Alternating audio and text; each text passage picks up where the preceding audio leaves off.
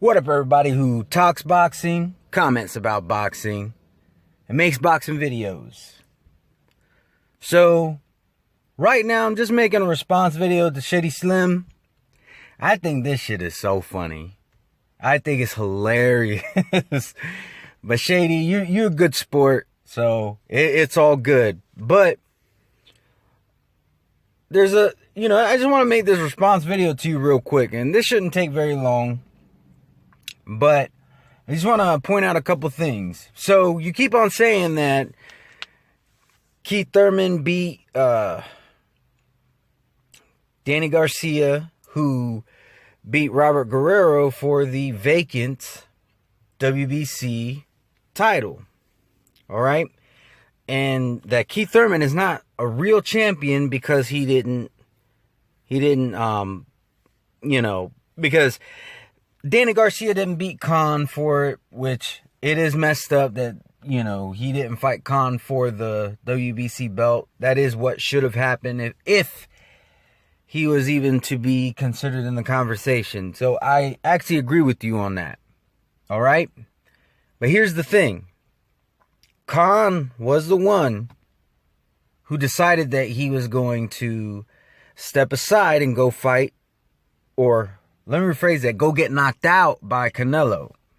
That was Khan who decided to do that. Keith Thurman had no hand in that. Danny Garcia didn't force him to do that. Danny Garcia was giving resistance as far as giving him his title shot, but he didn't have to put up much resistance for Khan to go for that Canelo fight. So Khan went and got knocked out by Canelo all on his own. All right? That's not Keith Thurman's fault. Keith Thurman, and the other thing is Keith Thurman already had the WBA champion, he already had the WBA strap. So he is a champion. If you don't want to give him credit for WBC, that's all on you, but he was still a champion even before he beat Garcia. Now, here's where you kind of contradict yourself. Because, see, you mentioned the fact that Danny Garcia won his his belt by beating Robert Guerrero because the WBC strap was vacated. All right? Now, big shout out to Wikipedia. This next portion is brought to you by Wikipedia. And I just want to point something out to you real quick. Because you keep on saying that Keith Thurman has to see Amir Khan. All right? Going through all this other bullshit. There's a lot of shit here about Amir Khan. But we don't need to see all of it. There's just... Oh, here we go. This is exactly what I'm looking for. All right. So, you don't got to go too far. There's the knockout loss to Canelo. Well, look at that. Let's look at Luis Collazo.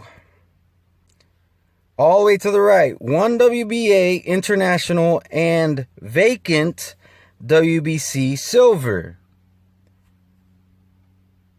Now, let me ask you something. Who did Khan beat to even get a shot at the vacant silver title? At 147. Wait a minute. Collazo is his first welterweight fight. So, if Danny Garcia was a paper champ for the WBC, then wouldn't this make Amir Khan the paper silver champ, which is second place to the actual WBC title belt? Just by your own logic. Because if you're going to shit on Danny Garcia for being the paper champ of the actual WBC strap, then you kind of have to shit on Khan for being second place. A paper second place.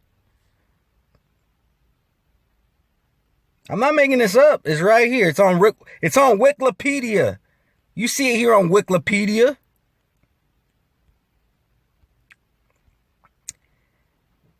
Anyways, I promise my boy wingking76, he paid me. So this response video is brought to you by Wing King. That's right, Wing King, finger licking good. But yeah, you see the point that I'm making here, Shady Slim.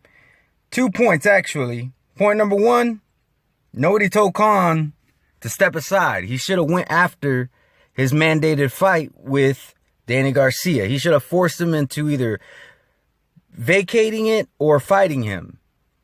But how he got into that spot to begin with is beyond me. Because you said it yourself. Everything that happened at 147 is irrelevant. And you know what? I agree. So what did he do to get a shot at the vacant WBC silver title, which would make him the #1 contender? What did he do? Please explain, because this is his first fight at welterweight, second fight at welterweight, third fight at welterweight. Which, by the way, one more point before I get off this video. Keith Thurman's last 3 fights, Danny Garcia, which he won. Sean Porter, which he won. And Luis Collazo. And shoot, we could even count Collazo in this for Khan, because, you know, we won't hold this Canelo loss against him. So let's just look at the 147, since that's what's relevant.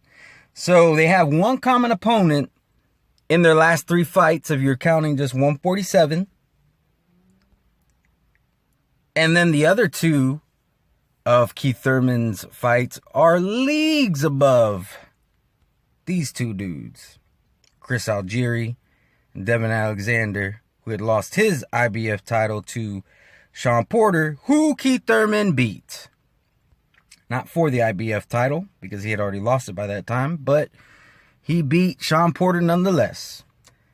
So, I don't really know how you're going to rebuttal this, Shady Slim, like how you can justify that Keith Thurman has to see Khan, even though this right here, this is all of Khan's 147 right here.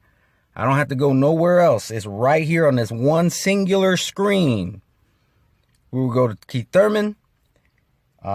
Every fight would be at 147. Like I said, all the fights at 147, his last 3 fights at 147 surpass Amir Khan greatly. But I'll be here waiting. Hope you have a wonderful and blessed day, Shady.